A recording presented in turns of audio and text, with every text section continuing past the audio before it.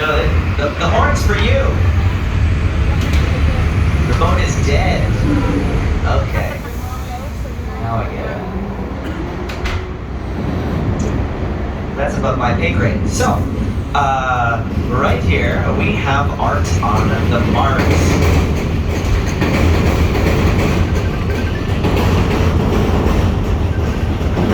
And the loudest train right behind us.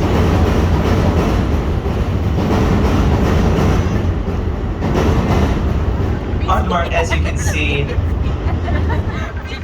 every evening in the summer, we display an animated art presentation on the entire side of Merchandise Mart.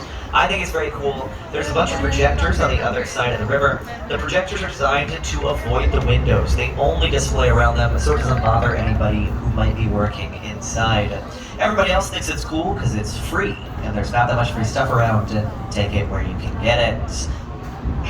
Obviously, you can't see the whole show tonight. You're right here. We missed the beginning. But it is literally every night until the middle of November. So, if you want to go another night, you have that option. There are two shows. There's one at 9 and there's one at 9:30. The one at 9 is about the Big Bang. The one at 9:30, as you can see, is about dance. So go see one, go see both, go see either. The choice is yours.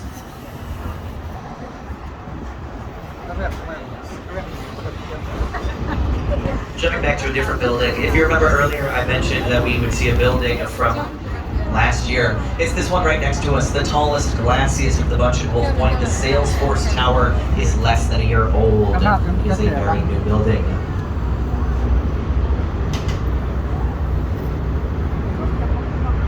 As we're leaving Wolf Point, we can truly appreciate how massive Merchandise Mart is, because that was the largest building in the world at the time of its creation. It is 73 football fields of office space, 7.5 miles of hallways. It takes up 2 whole city blocks, and up until 2008, that building had its own zip code. It is not the largest building in the world anymore. It was quickly dethroned by the Pentagon, nowadays not even in the top 10. The current record holder is the New Century Global Center in China, which is 3.5 times larger than Merchandise Mart. That is a very big building.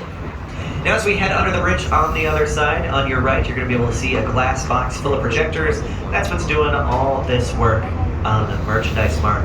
But I'm going to stop talking for this bit, because I always feel like I'm interrupting their experience. So we can just enjoy the show.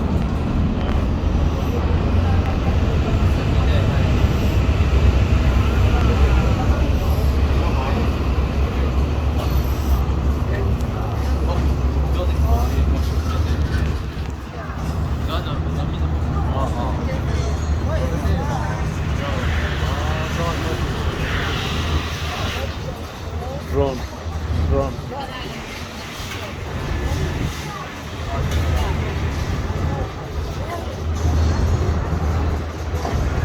Drone truck, drone.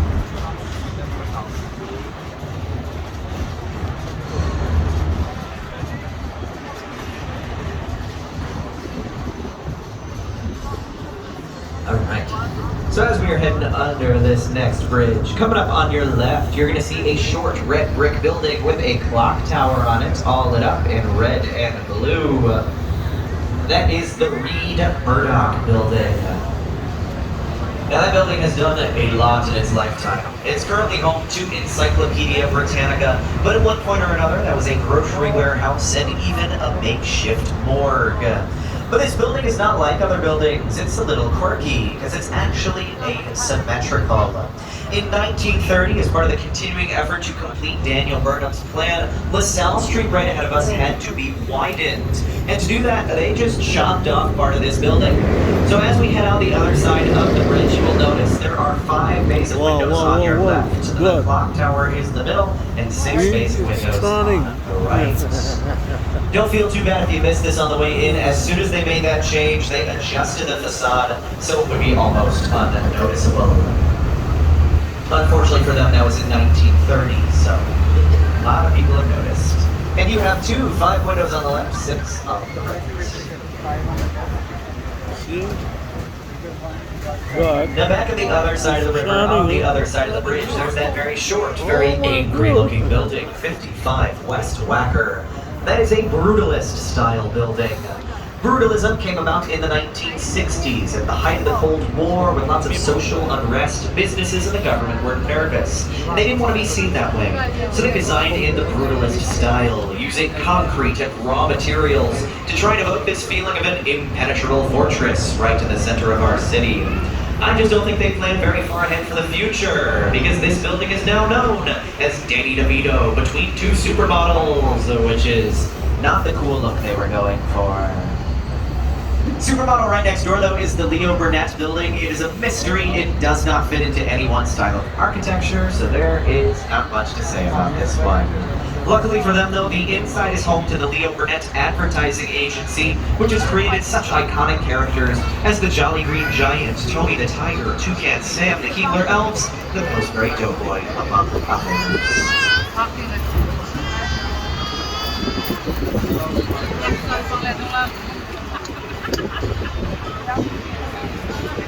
As we get on the other side of this bridge, on your right, you're going to see a building with round domes on the outside edges. That is the Jewelers Building. It got that name because it was built to house high-tech offices for jewelers. In fact, it was built with an automobile elevator inside, so you could drive your car into the building and be taken to a higher floor to avoid any potential jewel thieves. Everybody's favorite part of the building is usually that largest round dome on top. That used to be home to the Stratosphere Lounge, a high-end restaurant in the roaring 1920s. It was rumored to be a speakeasy run by Al Capone. That is just a rumor. Al Capone was in prison at the time, but it's a very cool rumor. I encourage you to spread it.